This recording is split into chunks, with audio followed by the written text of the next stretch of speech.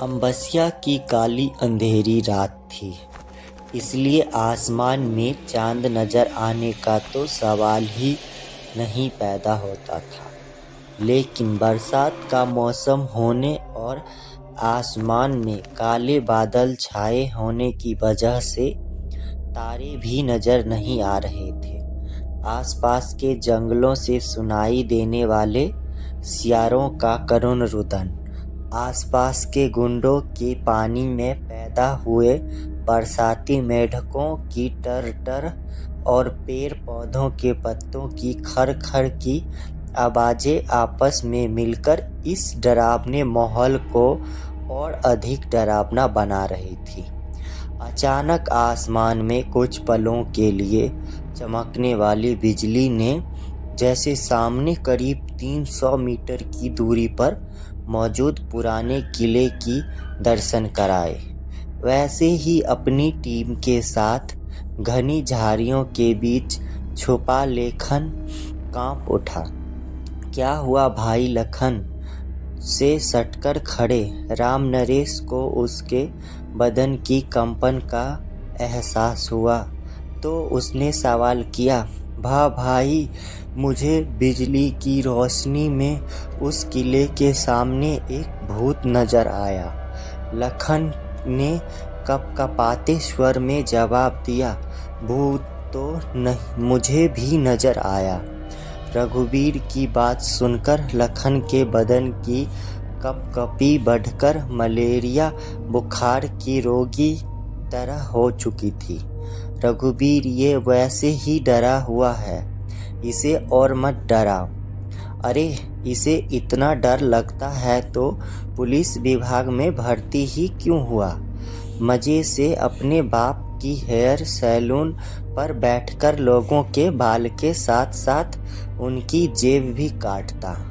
उस टीम के चौथे और आखिरी मेंबर बलवंत ने राम नरेश की बात पर प्रतिक्रिया व्यक्ति की, भाइयों, ये भूत प्रेत और हेयर सैलून की बात छोड़ो और ये बताओ कि हम लोग पिछले 5 मिनट से सड़क से करीब 250 मीटर दूर इन झाड़ियों में छिपकर किसका इंतजार कर रहे हैं? रघुवीर ने सवाल किया। तुझे नहीं पता क्या?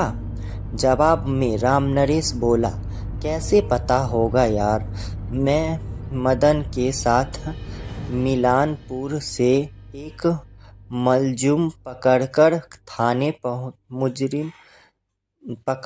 थाने पहुंचा ही था कि बड़े साहब ने मुझे पकड़कर पुलिस वैन में तुम लोगों के साथ बिठाया और यहाँ उतारकर 9-2-11 हो गए।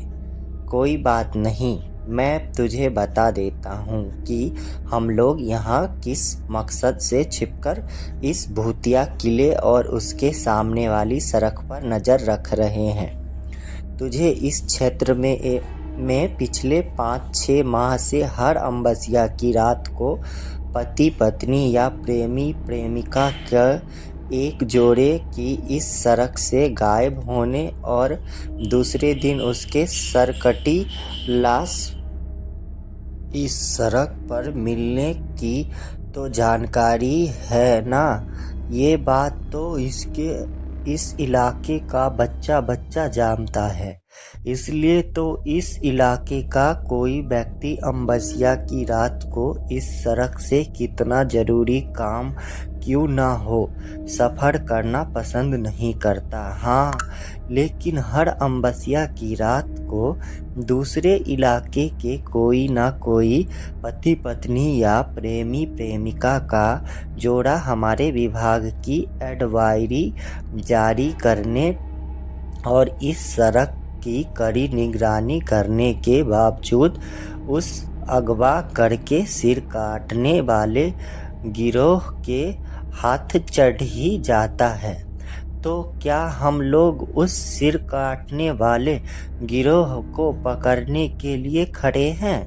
नहीं, हम सिर्फ उस गिरोह के 10-15 मिनट बाद एक प्रेमी जोड़े को सामने वाली सड़क से अगवा करने पर उस गिरोह का पीछा करते हुए उसके ठिकाना तक पहुंचने और उसके ठिकाने की लोकेशन बड़े साहब को बताने के लिए यहाँ छिपे हुए हैं। बड़े साहब का इतना यकीन कैसे है कि 10-15 मिनट बाद यहाँ एक प्रेमी जोड़ा पहुँचेंगे और उसे यहीं से अगवा करने की कोशिश भी की जाएगी।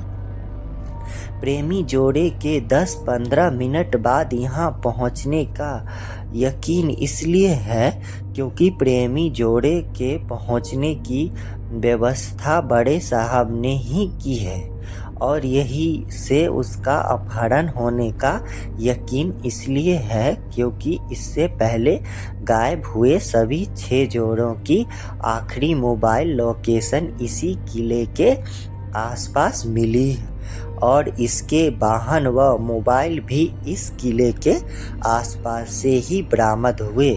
यदि बड़े साहब ने जिस प्रेमी जोड़े के यहाँ पहुँचने की व्यवस्था की है उससे पहले ही कोई दूसरा प्रेमी जोड़ा यहाँ या पति पत्नी का जोड़ा यहाँ पहुँच गया तो नहीं पहुँचेगा क्योंकि सड़क के दोनों तरफ 1.5 किलोमीटर दूर पुलिस ने बैरिकेड्स लगाकर ट्रैफिक रोक रखा है।